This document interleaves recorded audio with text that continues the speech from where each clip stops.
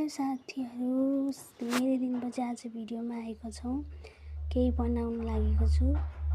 टमाटर, प्याज, धनिया, खुर्सानी रेडी गरिसकेँ। दालमोठ, चौचौ देख्न सक्नुहुन्छ। अनि त्यसपछि मैले के भन्छ प्याज, टमाटर, खुर्सानी सबै एकै ठाउँमा राखेँ अनि चौचौ पनि हालेँ। त्यसपछि दालमोठ राखेँ, धुलो खुर्सानी अनि स्वाद अनुसार नुन पनि हालिदिएँ।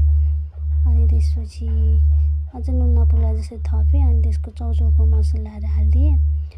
अनि त्यसपछि मैले मजाले चलाएँ क्या कागती हालिसकेपछि चाहिँ मजाले चलाइसकेपछि त्यो त्यत्तिकै चौचौ साँधेर त्यत्तिकै खाउँ जस्तो भएको थियो। खासमा चाहिँ मैले चटपटे बनाउन लागेको होला, हजुरहरूले देख्नु नै भइसक्यो होला सामान हालेको अनुसारमा। अनि त्यसपछि चौचौ सबै मिक्स गरिसकेपछि मैले लास्टमा अनि त्यसपछि मैले चाहिँ हल्का तोरीको तेल हालेँ। तोरीको तेल हालेर चलाएँ। त्यसपछि अनि फेरि मैले मुरै हालेर पनि मजाले चलाएँ।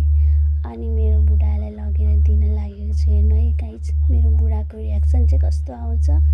तर एकदम मिठो मानेर खानुभएको थियो। मलाई पनि एकदम कति भएको थियो नखाएको। अनि मलाई पनि खानु मन लागेको थियो। अनि बनाउन त भन्नुभयो अनि बनाएर अनि दुईजनाले खायौँ।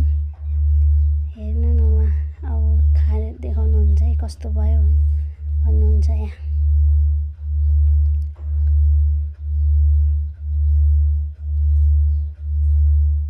दामी भएको छ अरे। यहाँ बिचमा भिडियो अड्केको थियो क्या, त्यही भएर मैले पुरै देखाउनु पाएन।